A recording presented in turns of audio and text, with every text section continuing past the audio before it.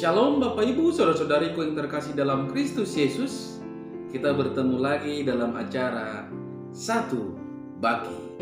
Sapaan Tuhan bagi kita hari ini, Rabu tanggal 3 November tahun 2021. Namun sebelumnya, mari kita bersatu di dalam doa. Damai sejahtera Allah yang melampaui segala akal, itulah yang memelihara hati dan pikiranmu di dalam Kristus Yesus Tuhan kita. Amin. Saudara yang terkasih dalam Kristus Yesus, sapaan Tuhan bagi kita di hari ini terangkat dari kitab Ayub pasal yang ke-23 ayat yang ke-10. Demikian firman-Nya. Karena ia tahu jalan hidupku, seandainya ia menguji aku akan timbul seperti emas. Sampai sejauh itu firman Tuhan. Saudara yang terkasih di dalam Kristus Yesus, saya mengangkat tema dari kebenaran firman ini, yaitu timbul seperti emas. Saudara yang terkasih di dalam Kristus Yesus, di dalam hidup ini ada dua kemungkinan yang terjadi ketika seseorang berada di dalam penderitaan. Ia bisa semakin dekat kepada Tuhan dan berharap penuh padanya, atau malah semakin jauh dari Tuhan. Intinya dalam bahasa Batak dikatakan ulah dua dogodang akan masa. Hanya dua yang akan terjadi. Hal yang positif atau hal yang negatif.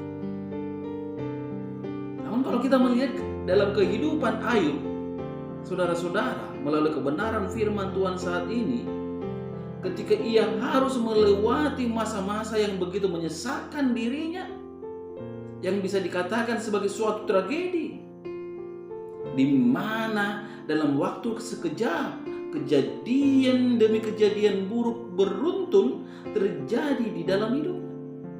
Anak-anaknya mati, rumahnya terbakar, tubuhnya terkena sakit, dan istrinya pun meninggalkan dia.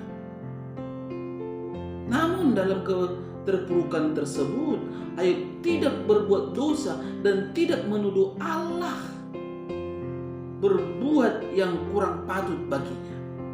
Bahkan Ayub berkata di dalam Ayub 1 ayat ke-21, saudara-saudara, katanya, dengan telanjang aku keluar dari kandungan ibuku, dengan telanjang juga aku akan kembali ke dalamnya.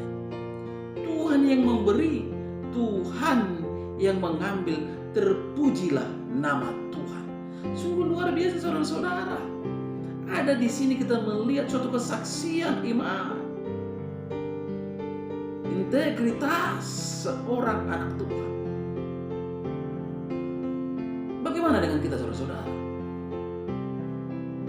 Saat sesuatu yang buruk menimpa banyak orang, seringkali responnya adalah negatif dan langsung memperkatakan, Tuhan tidak adil, ia jahat dan tidak mengasihi aku, percuma mengikut Yesus. Saudara yang terkasih, banyak orang mengeluh dan bersungut-sungut di dalam menghadapi persoalan dan prahara kehidupan. Hari ini kita diingatkan selaku anak-anak Tuhan yang mengatakan diri percaya kepada Allah Bapa, Anak, dan Roh Kudus. Jangan ada seorang pun yang undur dari iman kepada Kristus Yesus. Kalaupun kita harus mengalami kesesakan, berjanjilah saudara-saudara untuk tetap setia mengiring Tuhan. Mari kita melihat pemazmur. Ia berkata dalam Mazmur 73 yang ke-26, dalam menghadapi persoalan, sekalipun dagingku dan hatiku habis lenyap, gunung batuku dan bagianku tetaplah Allah selama-lamanya. Artinya dia tidak pernah sedikit pun menjauh dari Tuhan, membenci Tuhan, tetapi forever and ever Tuhan tetap ada di dalam hidup. Saudara yang terkasih, begitu juga dengan Paulus. Karena Injil Kristus, dia harus mengalami penderitaan dan kesesakan. Sebagaimana dikatakan saudara-saudara di dalam 2 Korintus 4 ayat ke-8 sampai ke-9. Dalam segala hal kami ditindas, namun tidak terjepit. Kami habis akal, namun tidak putus asa. Kami dianiaya, namun tidak ditinggalkan sendirian. Kami dihempaskan, namun tidak binasa. Kesaksian demi kesaksian selalu terjadi bagi anak-anak Tuhan. Paulus tidak kecewa di sini, mundur ataupun lari dari panggilan Tuhan, lari dari kenyataan hidup. Justru ia semakin menyadari betapa indah rencana Tuhan di balik penderitaan yang harus ia tanggung.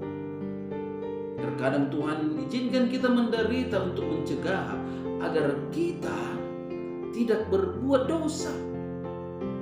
Dan juga yang lebih indah lagi, persoalan Dia izinkan terjadi pada anak-anaknya. Satu tujuan agar kita saudara-saudara terselamat dari mara bahaya. Serta persoalan yang terjadi menjadi suatu sarana bagaimana kita bisa bersaksi bahwa Tuhan adalah keselamatan kita, bahwa Tuhan adalah kehidupan kita. Saudara yang terkasih di dalam Kristus Yesus, marilah melalui sapaan ini kita semakin mendekatkan diri kepada Tuhan di setiap hari-hari yang Tuhan berikan. Marilah menjadi pribadi-pribadi yang semakin timbul seperti emas, semakin dibakar, semakin murni keemasannya. Kekristenan kita juga saudara-saudara, semakin ada persoalan, semakin ada permasalahan yang menekan kehidupan kita, mari semakin kita perlihatkan bahwa kita adalah anak-anak Tuhan yang sangat luar biasa. Tidak pernah menjauh, tidak pernah membenci Tuhan, tetapi semakin mencintai Tuhan. Sehingga melaluinya kita menjadi khotbah yang hidup di dalam setiap hari-hari yang Tuhan berikan. Amin. Kita bersatu di dalam doa. Terima kasih Bapa di surga untuk kebaikan dan kemurahan-Mu yang memberikan hamba bisa ada sebagaimana ada pada saat ini. Tuhan Yesus yang baik, mari Engkau berkati Tuhan Yesus kebenaran firman-Mu yang telah berkumandang melalui media YouTube ini di pagi hari ini, sehingga setiap pendengar dimanapun mereka berada semakin lagi mencintai Tuhan, semakin lagi bersaksi bahwa Yesus adalah Tuhan. Bapa di surga, pada pagi hari ini hamba berdoa untuk setiap pendengar. Ketika mereka sakit, mari Tuhan sembuhkan. Ketika mereka lemah, mari Tuhan berikan kekuatan.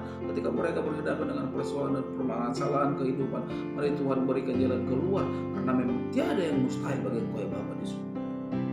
Hanya kepadamu hamba memohon, hanya kepadamu hamba menghadap. Biarlah setiap pendengar dimanapun berada, mereka semakin lagi mendapatkan jawaban-jawaban setiap doa-doa oleh satu keyakinan yang penuh bahwa Yesus adalah Tuhan. Hanya dalam nama Kristus Yesus hamba berdoa dan mengucap syukur. Amin. Shalom buat kita semua. Salam sehat.